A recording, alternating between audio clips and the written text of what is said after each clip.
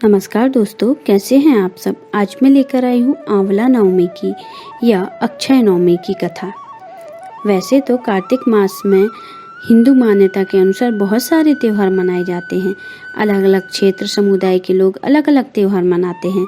दिवाली से शुभ कर्मों की शुरुआत हो जाती है। दिवाली के सभी व्यवसायी व्यस्त रहते हैं, तो इसके बाद पूरे लोग परिवार के साथ छुट्टियां मनाते हैं, पिकनिक में भी कहीं जाते हैं। भारत के उत्तर और मध्य भारत में आंवला नवमी का त्यौहार इसी तरह का पारंपरिक त्यौहार है। आंवला या अक्षय नवमी, इस दिन भगवान कृष्ण वृंदावन गोकुल की गलियां छोड़ मथुरा गए थे। इस दिन उन्हें अपनी बाल लीलाओं को त्याग कर अपने कर्म के पथ पर एक कदम रखा था। यह पूजा खास तौर पर उत्तर भारत में की जाती है।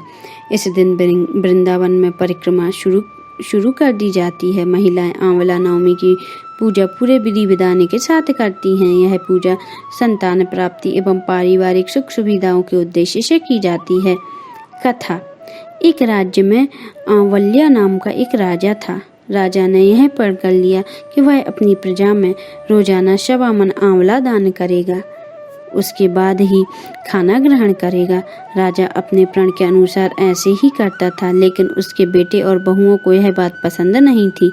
इसीलिए एक दिन उसके बेटे और बहू ने सोचा कि राजा इतने सारे आंवले रोजाना दान करते हैं, इस प्रकार तो एक दिन सारा खजाना खाली हो जाएगा।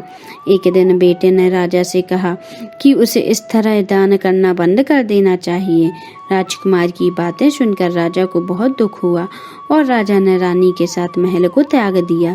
फिर क्या था, राजा आंवला दान नहीं कर पाए और अपने प्रण के कारण कुछ खाया नहीं। जब भूखे प्यासे 7 दिन हो गए, तब भगवान को उनके ऊपर दया आ गई। इसलिए भगवान ने राजा के लिए जंगल में ही महल, राज्य और बगीचे सब बनवा दिए और ढेरों आंवलों के पेड़ लगवा दिए। तब राजा रानी के साथ यह देखा कि जंगल में उनके राज्य से भी दुगना राज्य बसा हुआ है। राजा रानी से कहने लगे, रानी देख, कहते हैं कभी भी सत्य का साथ नहीं छोड़ना चाहिए। अहो, नहा धोकर आंवला दान करें और भोजन करें। राजा रानी ने आंवले दान करके खाना खाया और खुशी खुशी महल में रहने लगे। उधर आंवला देवता का अपमान करके व माता पिता से बुरा व्यवहार करने के कारण राजकुमार के बुरे दिन आ गए।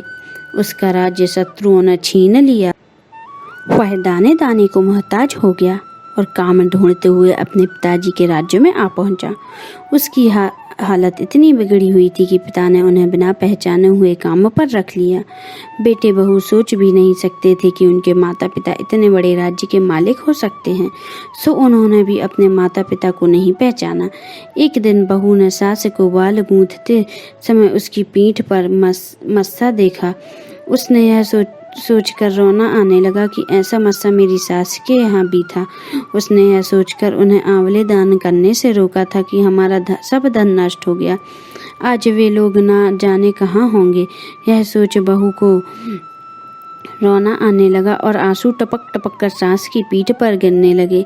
रानी ने तुरंत पलट कर देखा कि पूछा कि तू क्यों रो रही है। उसने बताया, आपकी पीठ जैसा मस्सा मेरी सास की पीठ पर भी था।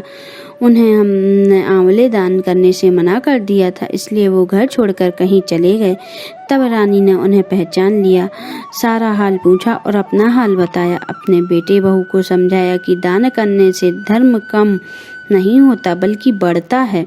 बेटे बहू भी अब सुख से राजा रानी के साथ रहने लगे। बोलिए श्री आंवला नवमी की जय। बोलिए जय श्री कृष्णा।